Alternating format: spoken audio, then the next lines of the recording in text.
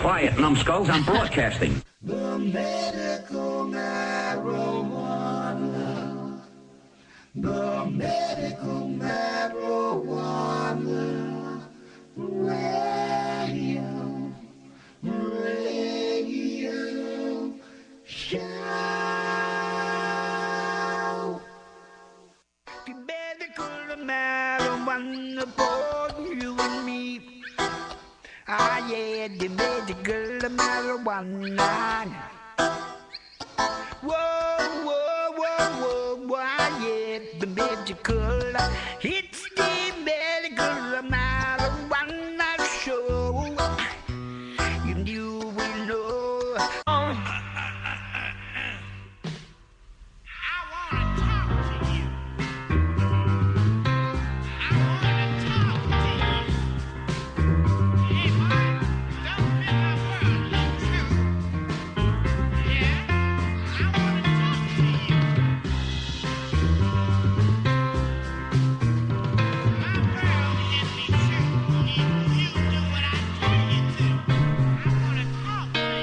Good evening, everybody. Welcome to another edition of Medical Marijuana Radio for Saturday, August the 3rd, 2013. I'm your host, Larry Love, and we had quite a show last week talking about the medical board that's going to be changing some rules for the cannabis program. And so tonight we're going to have David White on, who's been an activist and been involved with some of the producers over the last 4 years here, and we're going to talk about that, plus the survey that is going around, sent around out by the Department of Health to only maybe 25% of the medical cannabis patients in New Mexico, and the only name on it was Dominic Zerlo, which is the gentleman that ran the medical cannabis program at the very beginning after Melissa Milan.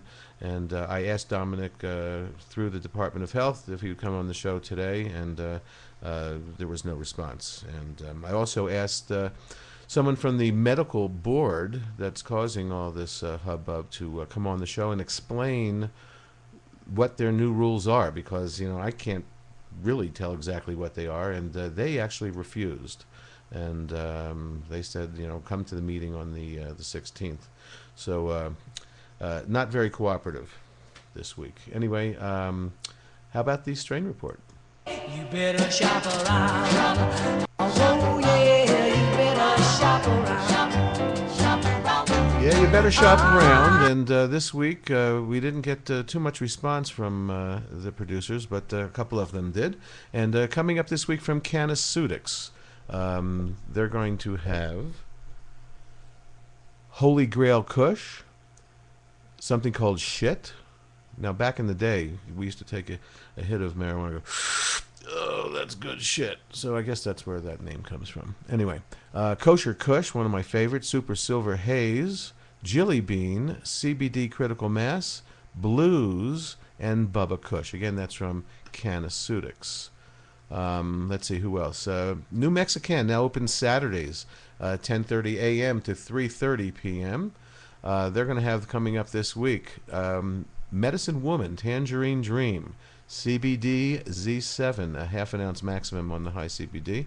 They have Popcorn Bud, Trainwreck, an eighth of an ounce is $32. Loose Keef Hash Topper, OG Cushion, CBD Z7, Tangerine Dream, and UBC Chemo, 1 gram, $35. Black Temple Hash, Blue Dream, 1 gram, $35. They have BHO Wax of Blue Dream and LA Confidential. A half a gram is $35. Now, here's a big bunch of strains from R. Greenleaf. I got this off of their website. And the strains available by R. Greenleaf. Check this out. Canatonic, $9 a gram. Juicy Fruit, $10 a gram. White Berry, $10 a gram. Grand Poobah, $11 a gram. Lavender, $13 a gram. Champagne, $13 a gram. Alien OG, $13 a gram. Green Crack, $13 a gram. Green Crack Sour Diesel, $14 a gram. Jack Herer, $14. Blueberry Jack, $14 a gram. Skunk Number 1, $14. Deadhead OG, $14 a gram. Acapulco Gold, $15 a gram. X-Rated, $15 a gram. Chemdog, 15 a gram. Maui Wowie, 15 a gram. Yum Yum Vintage, 15 a gram. Sour Chem OG, I guess it's from OG 18, is 16 a gram. Blue Dream, 13 a gram. Whitefire, favorite of mine, 16 a gram. AK-47, 13 a gram. They also have butane hash wax at $50. I guess that's going to be a gram. Pre-rolled joints at $6. Micro G-Pen is $100. I believe you get, if I'm not mistaken, you get 2 to a box. G5 vaporizer, $75. And oil pen, it's $100. Now, let's see. In the canosphere, as we mentioned last week, the New Mexico Medical Board is having a proposed new rules for regulations of medical practitioners. Public hearing Santa Fe, August the 16th at, I guess 9 a.m. as I recall. The New Mexico Medical Board will hold the public meeting at 9 a.m. on Friday, August the 16th. Persons desiring to present their views on the proposed rule change may appear, and I think there's a deadline of August 9th to get your statements in as well. And don't forget, our Magical Butter giveaway, magicalbutter.com. They've donated to us one of their beautiful appliances for making butter, can of butter and can of oil and tinctures and so forth. And every caller between now and Labor Day that calls in with a question or a comment is going to get registered to win one of these free devices, and they're around $200, around like $175 to $200, and that's magicalbutter.com. And now a little bit of news. 1, 2, 3.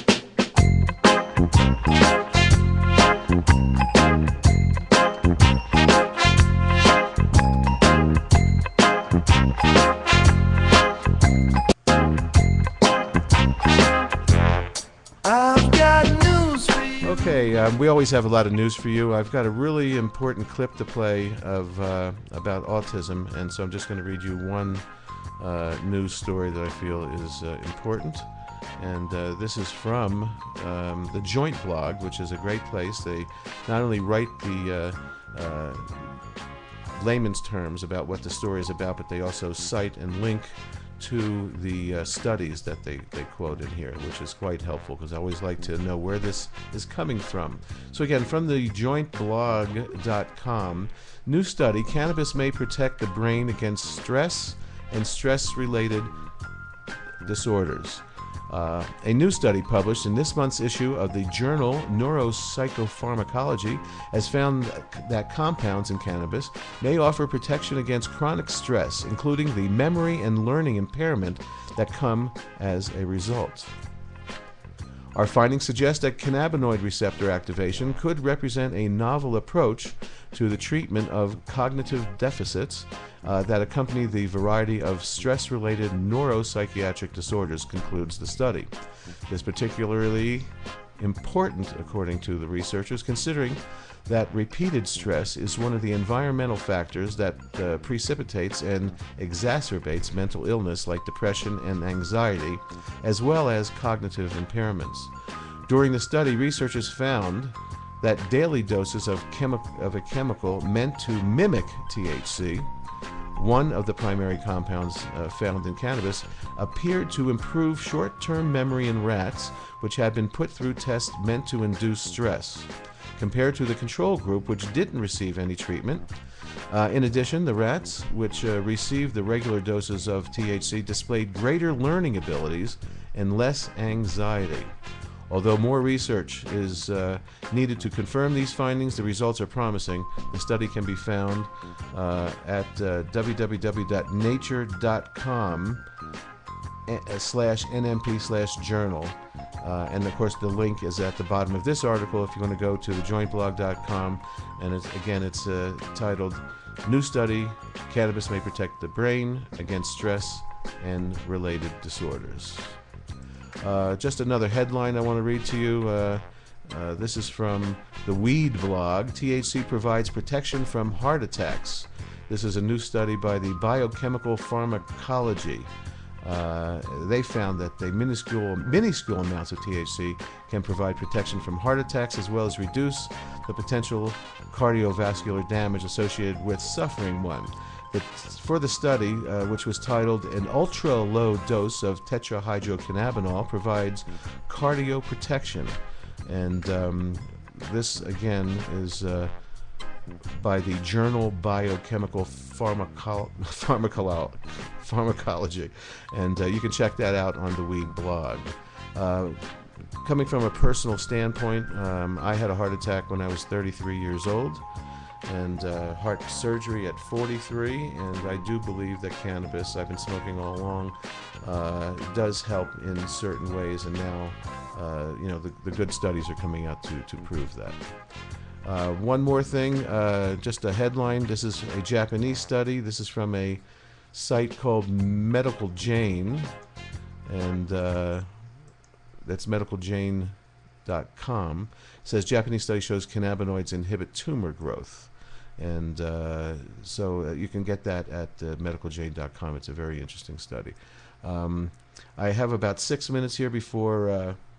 6 or 7 minutes before David calls in, and what I'd like to do is play this clip that I found this week, and this is from KTLA News in Los Angeles, my old hometown, where I spent most of my life, and this is cannabis used to treat autism in children. We've been doing some stories about that, but this is a family that I want you to hear and listen to, and here we go.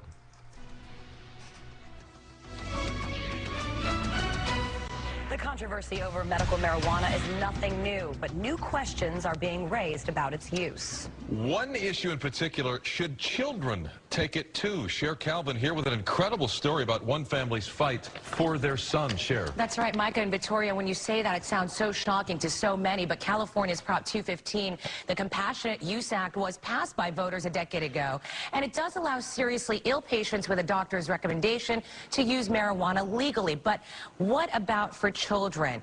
We did find this one family with a truly remarkable tale to tell us in this KTLA exclusive report. Can you tell me what school's like for you, Sam?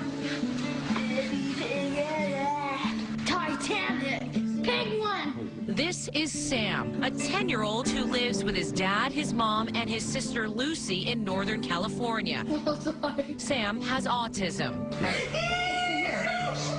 Sam. From age 2 till 8, Sam's disorder made him violent and aggressive. His parents, Steve and Angela, were truly living a nightmare every day. He got to a point where he was hurting other children at school and in public places. A lot of times we'd be, say, in line at a store, and he would just instantly just bolt off and go and hit another child in the face. One time he pulled the TV down. He knocked over all the furniture. I mean, I had to put him in a hold for maybe an hour. I mean, just where his whole body was spasming. It was just, I would just lay there crying, just holding him. Sam's parents worked with expert doctors who recommended a succession of conventional prescription medications like Risperdal and a host of others. But Sam just gained 20 pounds and became harder to handle. We were so scared. We were like, okay, he's getting more dangerous. He's getting bigger and stronger now that he's 20 pounds bigger from the Risperdal. The child that we had grown to love was gone. It was just like when you looked at him, when you talked to him, he had just disappeared. Yeah. Finally at their wits' end and faced with the very real prospect of needing to institutionalize their son, Sam's parents decided to try something unconventional and controversial. Last year, they began treating Sam with medical marijuana. When you think about it, it really is the perfect medication for that kind of behavior. It's just very calming. So this is the medicine right here. Steve and Angela got a recommendation from a medical cannabis doctor. They told Sam's pediatrician about their plan, and Steve grew Sam's new medicine in their backyard. We had 6 plants here. This is where Steve took out his tomato plants to grow and then harvest the cannabis. From the marijuana flowers, he could make a concentrated form, what people refer to as hash. This ball represents roughly 4 months of doses for Sam. So I just take my lighter. Steve softens the cannabis with heat, then takes what appears to be just a speck of pot, Sam's dose for the day. What effect did the medical cannabis have on Sam? Well, the first time we did it, we just wanted to do, to see if it would work at all. And it was just an amazing experience. I mean, I'll never forget it. To watch what happened to him, it was just like, wow, he's back. This anguish and this pent-up rage and this, obsessiveness. It's just like it just went away. Just like it just calmed him down. While we were with the family, we watched Steve put Sam's daily dose in a piece of melon and take it to him. Can you swallow that for us? Yeah. Yeah, that's good. Good job, buddy. Yeah. Within roughly 20 minutes, the effects were clear. Where earlier Sam had been animated and antsy, after eating his speck of hash, Sam became calm, relaxed, and social. High five. As a mother, how would you feel about people saying to you that you're getting your son stoned every day? At first, I was very concerned about that, but recently I've been sharing the story with more and more people, friends and coworkers, and I find that, the more I tell people, the more I share it with people, the more comfortable I am with it. It has saved our lives, and I think about what it's done for our son. Could Sam's story help others? Respected LA area pediatrician Christopher Tolsher says we don't know enough about cannabis for kids. For all the parents out there whose children may have autism, I think the message here is that this is intriguing information that needs more research before we can confidently say that marijuana is a safe and effective treatment for autism complications. But for this California family, medical marijuana has literally been an answer to their prayers and a homecoming for their son. It was just a medication that we saw that gave us the results that we were always hoping for. And he was happy. I mean, I think that really is a key, is that he was happy again. He was smiling and laughing, and we had lost that for so long, and it was so sad, and we wondered if we'd ever see that again. It just feels like I have more control now to help my son, instead of depending on doctors who may have the best intentions, but they don't know what Sam needs. I want to do what's best for my son. And I'll do whatever I can for him. Well, one important note, Sam's parents tell us that they Great. followed the letter of the law regarding his medication and that they've grown only the amount of marijuana that Prop 215 allows. All right. Anyway, David has just called in, so I'm just going to set things up and stop this recording that I've got going here. Here we go. David, we were just welcome to Medical Marijuana Radio again, David. This is Larry, and I thank you for calling in today. We were just playing a clip of some people in Los Angeles, out in California, that are using cannabis really effectively for autism, and I think that it's amazing the difference that you can see if you watch a video of what happens to a young person who's got autism, and just a little bit of cannabis just calms them down and does such a great job. But anyway, David, welcome again. And I mentioned at the top of the show that I invited Dominic Zerlo on to talk about that survey that's going around to a certain percentage of the people in New Mexico. Right. The survey is questionable. I don't know why it is or why it's got some questions in there. Had you read that survey, David? I did. One of the patients shared it with me, and I was kind of amused, to say the least, at some of the questions. And having written many questionnaires before and done many market studies before, I was really kind of baffled as to what it was that they were really trying to get at. But yes, I have seen it.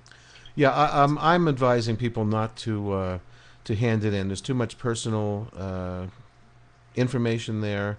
They wanted the ID numbers of your cards and so Sure. forth. So I'm advising not to use it. And if Dominic wants to call in and give us an explanation of who it's for, what it's for, who's paying for it, why there's no one's signature on the bottom of it. I mean, I was skeptical of it at the beginning because all I saw was Dominic's name, former head of the MCP and harm reduction, another good guy.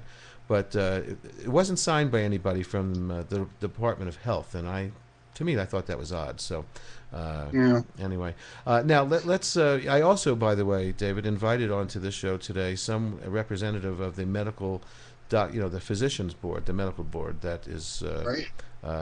going to be trying to change these rules, and of course they absolutely refuse to have anybody on. I said, we would like to get an explanation of what these rule changes really are. Explain them to us, because us laymen reading them, don't really understand everything. And they said we will not do any media and have anybody call in or explain anything to you. If you want to know what it's about, come to the meeting on the 16th of August. So, what do you think about all this, David?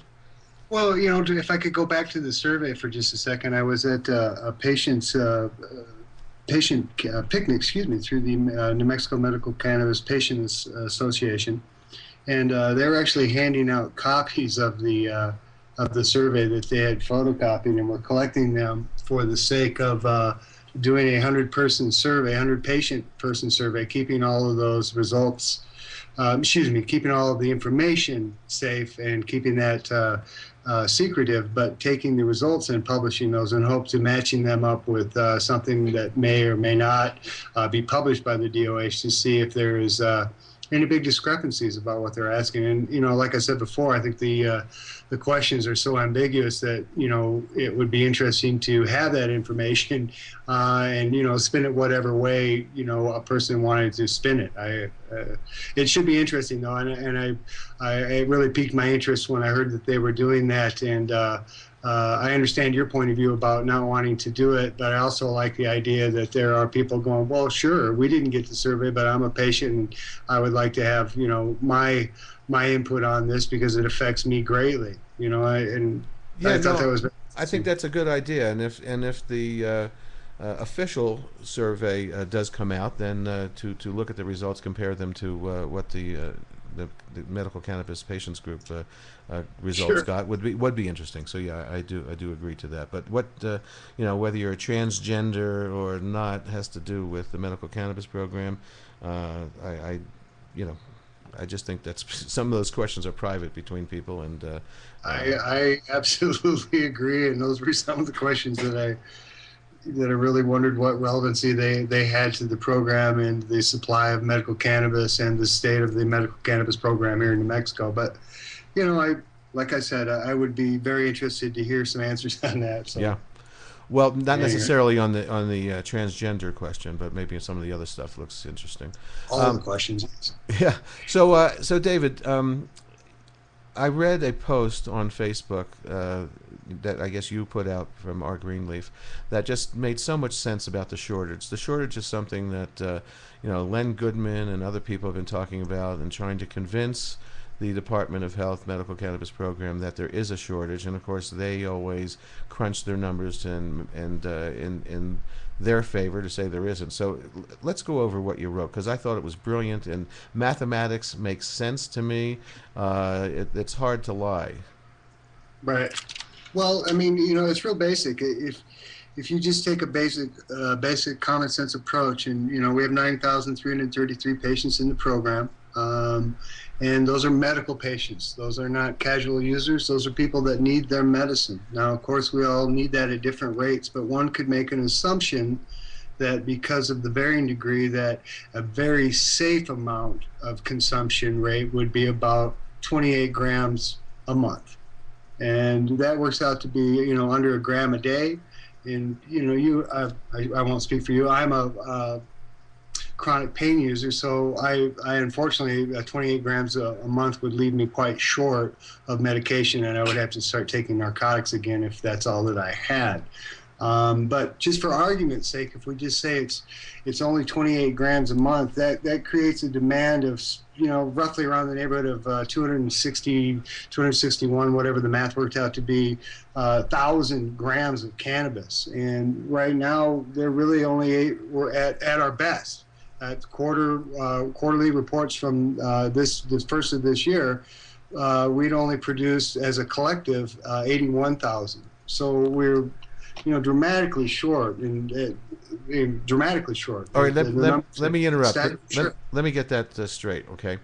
You're saying that if the average was a gram a day or 28 a month, and that comes to 260 something thousand according to how many patients are in the program. But there's only 81,000 grams being produced by the 23 producers. So the discrepancy, the shortage, is the difference between those two numbers, which is huge. Right. Wow. Absolutely huge. So yeah, and one of the common arguments is, well, we have over 3,300 people that have personal production licenses, and they don't need to buy any cannabis. Which I know a lot of people in the program, and I know a lot of people that have their grow licenses, and very, very, very few, 1, maybe 2% are anywhere close to being, self-sufficient, and the 1 or 2% that are, they're very supportive of the program, and they all agree. I talked to a couple of them at the barbecue last week, and they're like, yeah, we really, we got to get this going. We got to get our numbers up. This shortage is crazy. And we need to approve more producers. We need to approve bigger plant counts, and we need to do something about the producers that aren't producing enough. And I couldn't agree with them more, but I found it very interesting that was coming from somebody that really didn't need to purchase cannabis from a producer, because they are so they're one of the lucky few. Right. It's always been my opinion and guess that less than half, maybe even 20% of the personal production licenses that patients have are actually using them.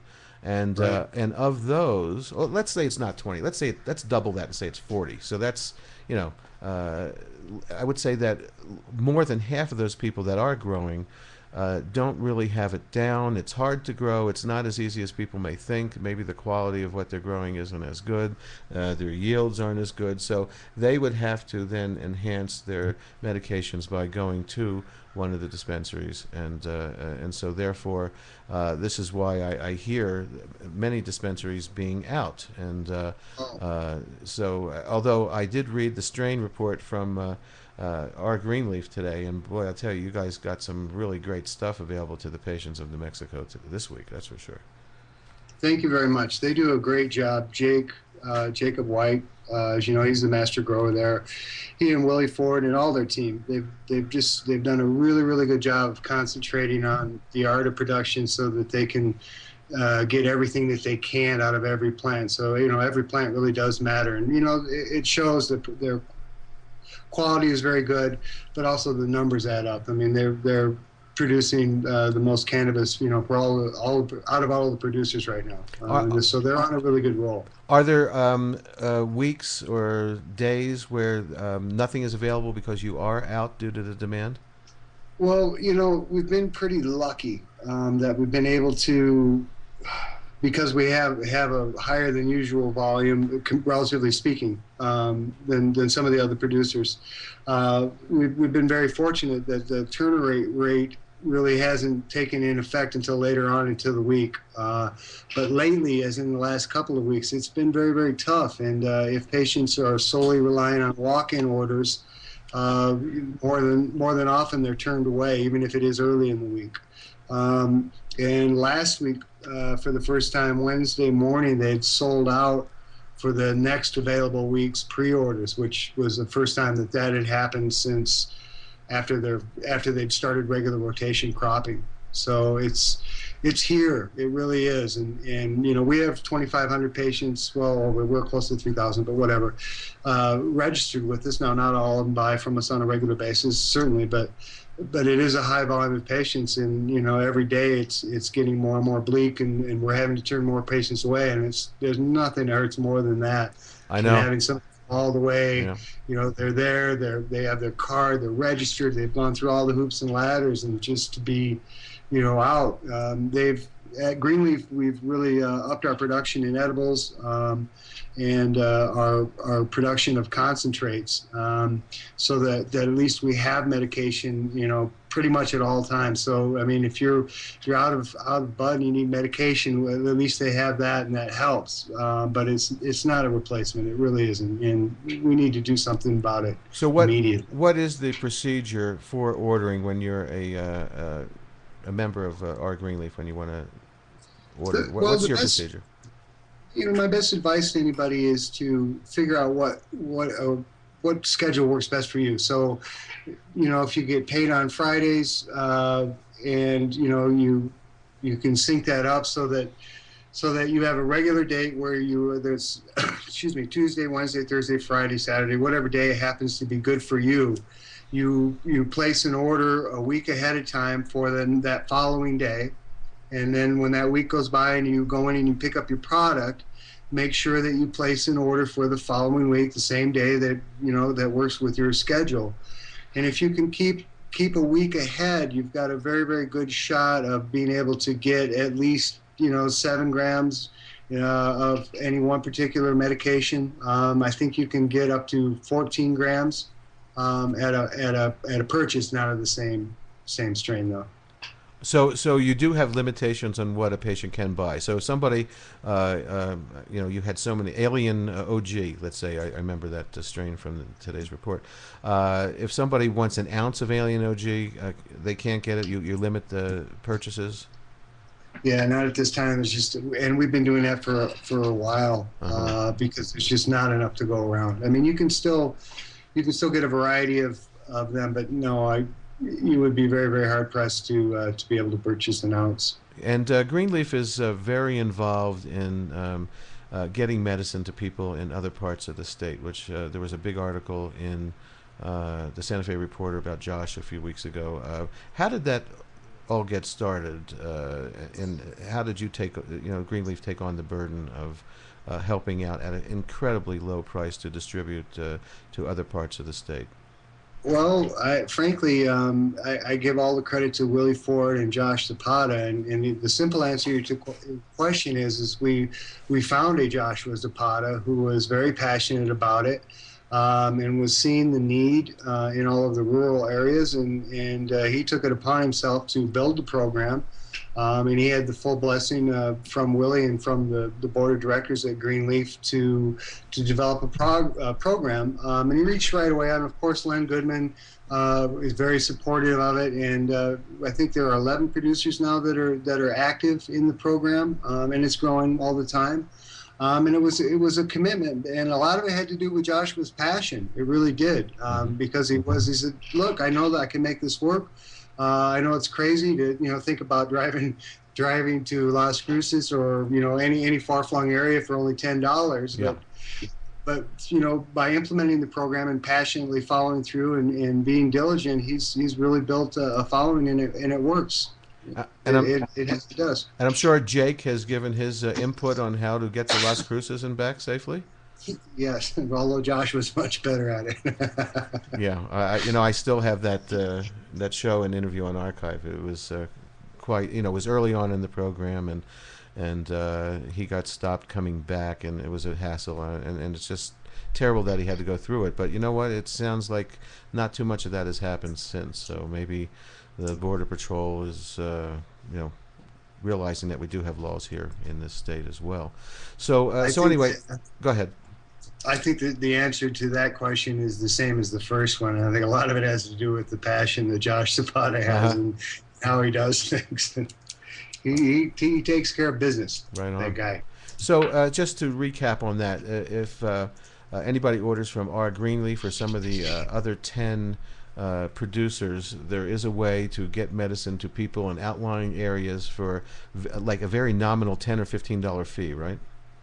It's a $10 fee, absolutely. Well, that's amazing. Now that's really giving back. Okay, that's being a nonprofit, probably to reality and giving back to the patients. I'm sure that our Greenleaf is subsidizing the gasoline and time for Joshua to do this amazing thing for the patients of New Mexico. It does still cost us money at this point, but if it keeps growing like it has, I'm sure that it will be in the black, no longer be in the red. And again, it wouldn't be. It's not just Josh Zapata and his passion and Willie Ford and the board at our Greenleafs, their belief in him, but it also took the other producers, and again Len Goodman. I mean, he really championed it, and he really puts it out every week in his newsletter, absolutely, and makes it happen because he's passionate about it too. And so it's a group effort. Absolutely, it really is. Absolutely, and that's what this program really is about, and should be about, a group effort. And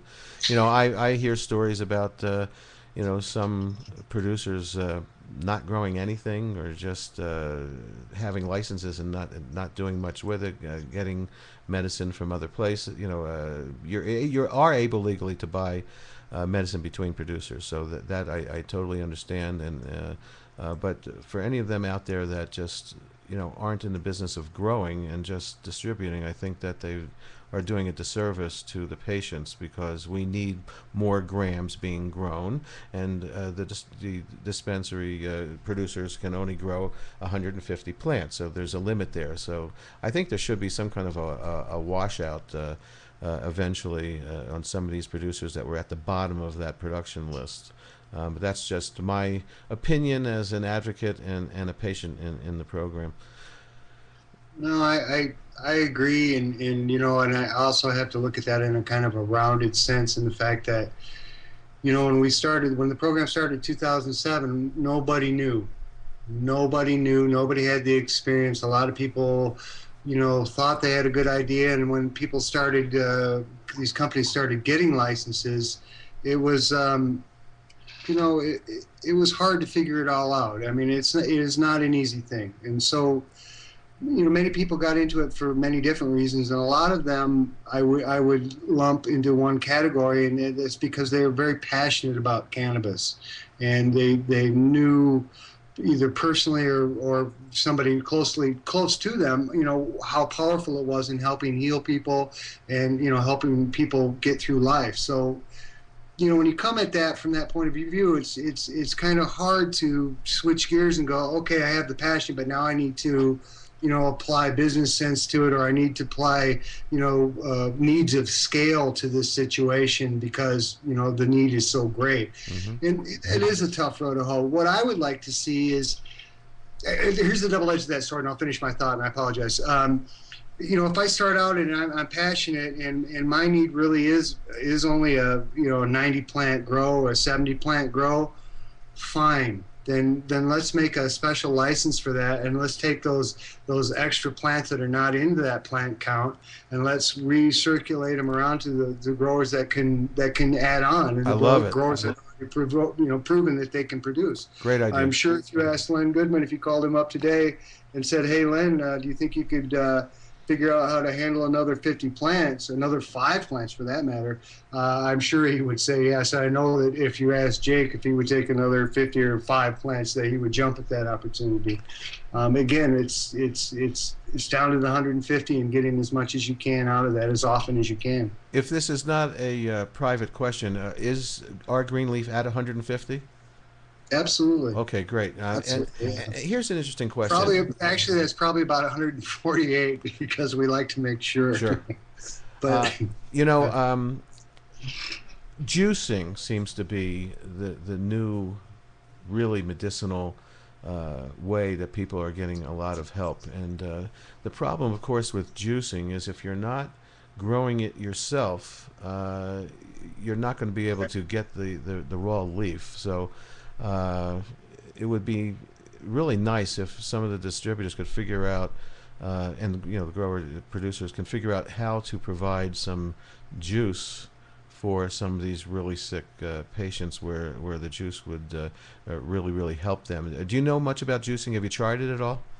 I did last year. I had an outdoor crop, and I had to do some thinning.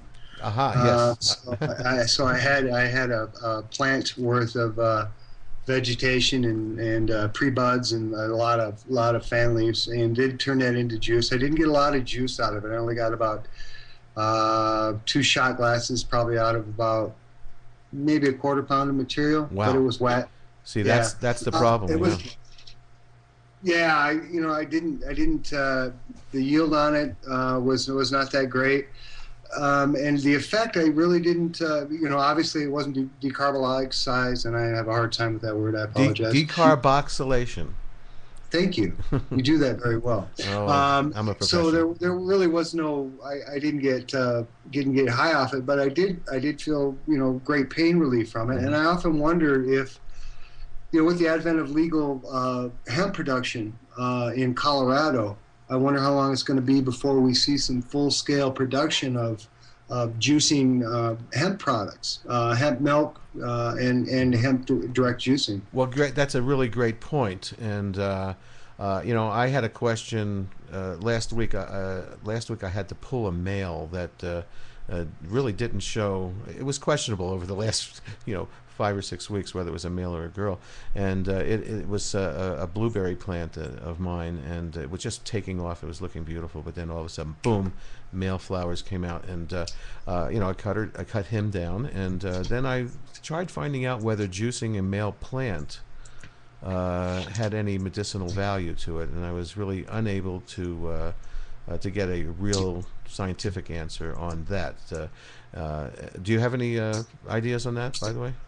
I got lots of ideas, but none factual. But anymore nowadays, a lot of the old assumptions that we used to have about what happens to plants or what type of plants we use for processing, I have found that it really just based on old outdated propaganda. So I think that is a really good question about what the difference. I would love to have Chris Romero, the scientist at Greenleaf, answer that question, and I bet he would come up with some very interesting answers that would involve a lot of testing. Wow, I'd love to hear about that. Yeah, I'd love to hear about that. Well, you mentioned hemp, the hemp plant, and of course, yes. It is legal to grow hemp now in Colorado, and of course, there is a company up in Colorado that when I was working for a dispensary down here, I was involved in getting their product, their CBD product, which is pure CBD, no THC, which they were making capsules and tinctures and salves from. I believe at that time they were probably getting the hemp from Canada, as far as I know, and I saw great results from patients who were coming in and using that straight CBD stuff. And as a matter of fact, it can be sold to anyone. It's not it's a product that is allowed to be shipped across state lines, and anybody can actually go buy that product. It's the Dixie X is the name of the company, and Dixie Botanicals. And I found great results when I gave some to patients to try, some salve, and they got relief from pain and so forth, and capsules and so forth. So I think that is coming. I think more hemp products is coming, and I hope that New Mexico will they keep trying every year during the session to bring that up, but it hasn't happened yet. But now that recreational for adults is available in Colorado, I think New Mexico needs to look at that, because I'm sure that there's going to be a lot of people going up to Colorado for the weekend and coming back with a little something that they shouldn't do, because you're not allowed to cross the state line. But I just don't want people to get in trouble, and I would hate for the state police to start putting roadblocks up there and treating it as a Mexican border. So I think it would be wise for New Mexico to legalize as soon as possible, and I would really love to see that happen in 2016. I don't think there would be enough time to get it going in 2014, and the advocates do say to do it during a general election and not on the off years. I agree, and I got to tell you, there's a certain part of me, and it's a different part than the medical cannabis part of me. Me too. But that really looks forward to the day when we do have an honest to goodness an American hemp industry, where we brought it back to the States. The United States was the largest producer of hemp and hemp products for many years. It was a huge part of our infrastructure and of our economy, and it unfortunately got caught up in the whole reefer madness scare and was very easily clad into everything else. So I think that that's probably one of the, this is a prediction, that's probably going to be one of the side effects of the legalization of marijuana that we really haven't stopped to think about, and that is the re-legalization of hemp reduction and what it can do. I would love to look at the numbers and see how much we are as a country spending on hemp seed, hemp products, hemp byproducts from Canada and other countries, and just look at that number alone and just say, well, you know what? We're going to devote a certain amount of a portion of licensing and production to hemp farming so that we can recapture some of that market. And again, I wish I had that number in front of me. I'd probably sound a lot more intelligent, but nonetheless, I bet it was a huge number, and I bet it was something that could, turn a state or a whole region around. Right. Well, Kentucky is very involved in that right now. There's going to be, jobs, for people. They've been talking about, hemp with jobs and fuel and fabric and all kinds of stuff for years and years and years. So we're getting close. We're getting very close. I mean, it's happening now in Colorado, and I think Kentucky has passed it, if I'm not mistaken, and other states are trying to pass the industrial hemp as well. So we'll see what happens with that. But I do want to get back to Art Greenleaf a little bit, and sure. And you mentioned that I was just so impressed with the amount of strains that were available. I just would love to be a strain tester for you guys. Excellent. I'll pass that along.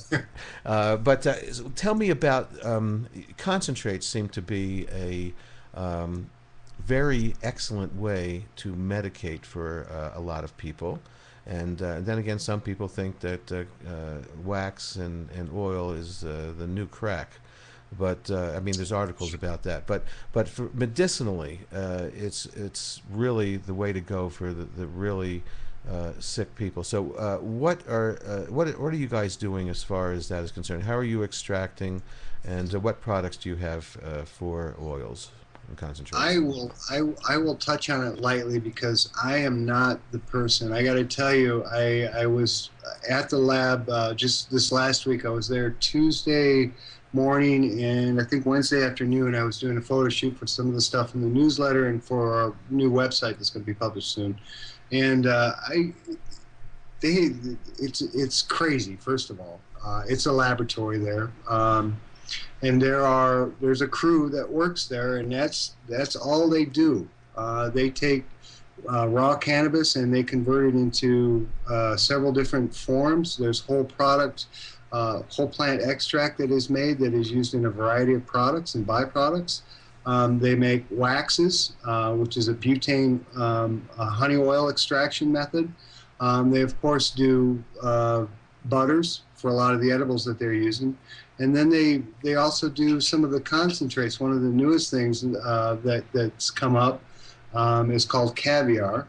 And it's something that our head scientist, Chris, has developed, and it's basically what they are doing is they're taking average size, smaller size popcorn buds, and they're soaking that in whole plant extract, and then they're curing it, and then they roll it in keef so that it gets a whole coating of keef, and it's a wonderful product, very, very strong. Yeah, I've seen and tasted. I've seen and tasted that when I went to the High Times Cannabis Cup a couple years ago in Denver, and they were doing that. Colorado is a few years ahead of probably even California for some reason. Colorado just took to it, and I did see that product. And so, how much a gram would something like that go for the caviar?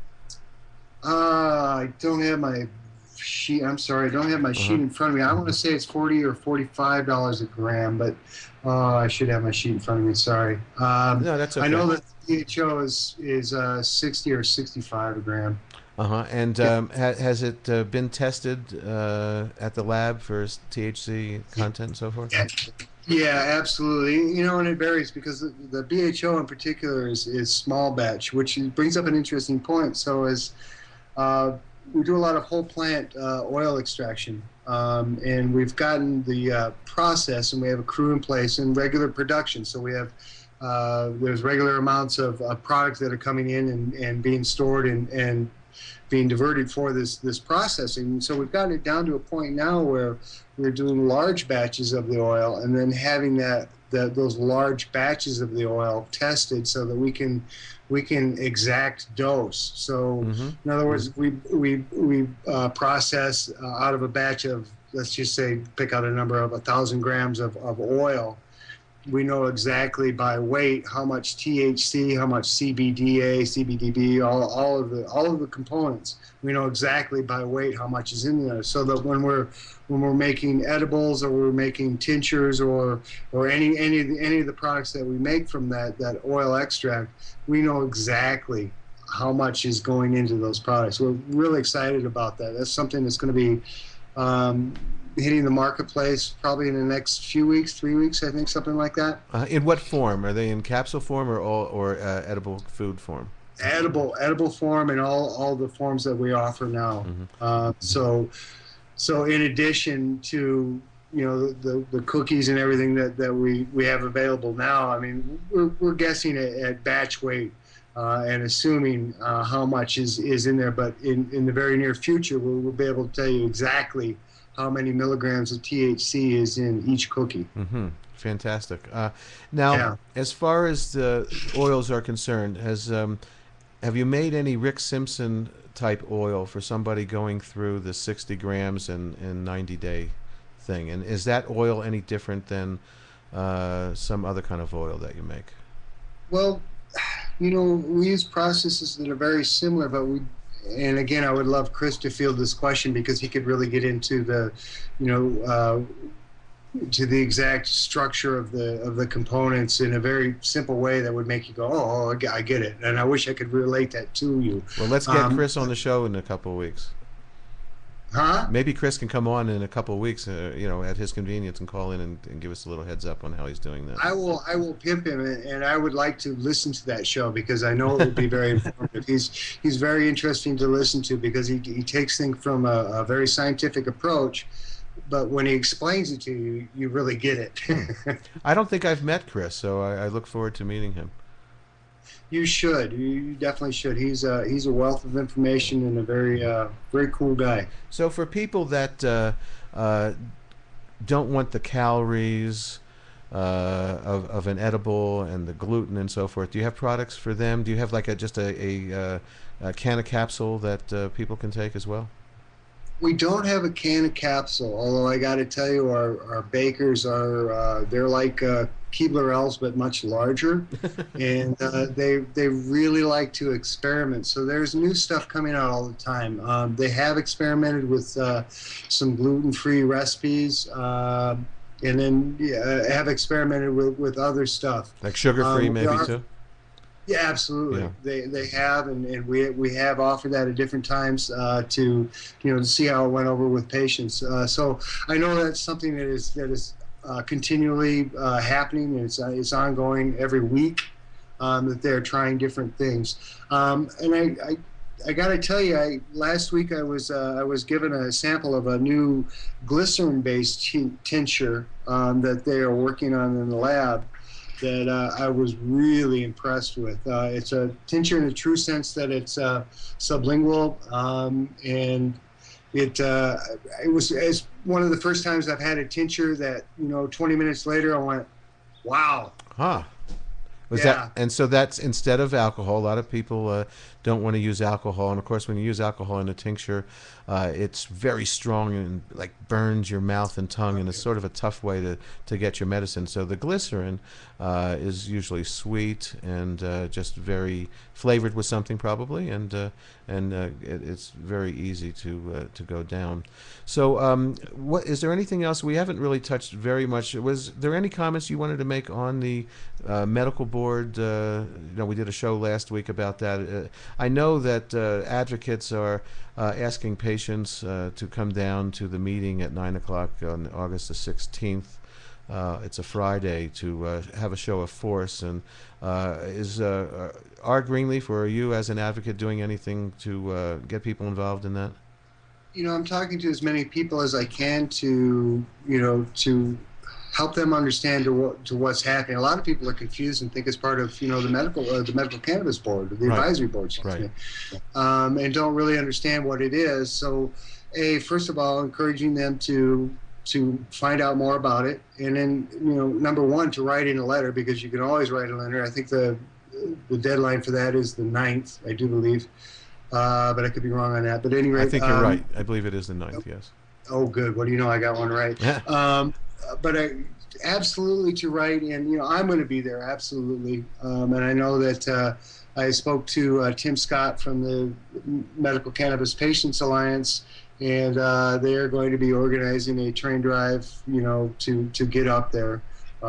So yeah, encourage people to get involved, encourage people to write, and just let them know that this isn't their business, and they have no business getting in this business. And they should take into consideration if their actions will actually cause harm to patients, because I believe one of the first things that physicians learn is first, do no harm. So maybe we can convince them to go back to the old Hippocratic oath that has turned into a hypocritic oath.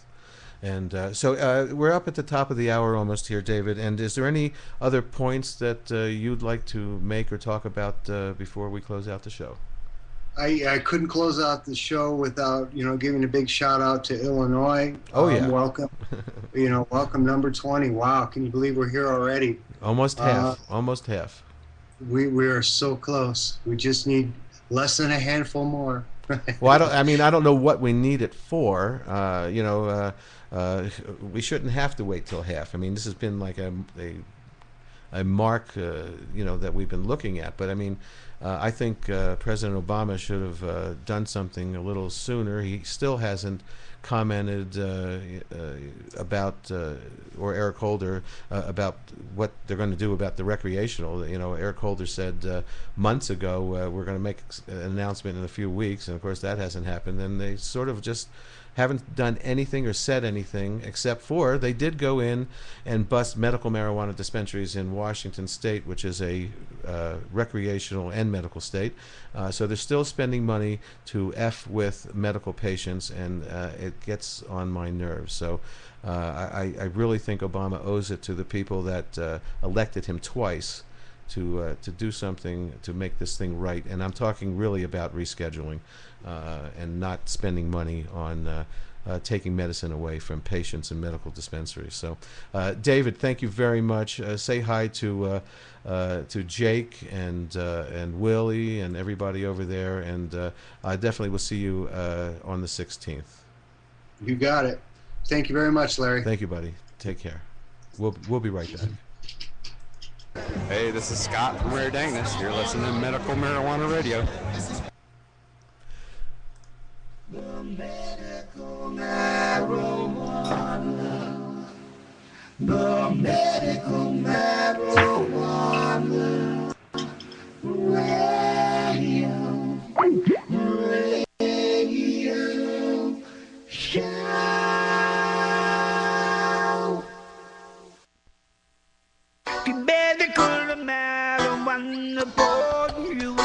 Well, I want to thank David White from our Greenleaf and David White Activism. He's been around this program since the very beginning, and I thank you for calling in today and telling us a lot of great stuff about our Greenleaf. And check them out, everybody. I also want to thank my two radio mentors, both with the initials HS. Thank you for your inspiration. And don't forget to, fcannabis.com and Bishop's Lodge and Wells Fargo and all these businesses that are not friendly to the medical cannabis industry. And anyone else that deserves it, they get a big F from me today and every day. We'll be back next week with another great show. Don't forget magicalbutter.com. We're going to be giving them away, but nobody's calling in. So call in, everybody. Get registered to win a free magicalbutter.com appliance. And we'll see you next week. Feel well, everybody. The medical marijuana. Shut up. Shalom. Feel well, everybody. Good night. Thanks for listening. We'll play a little music here.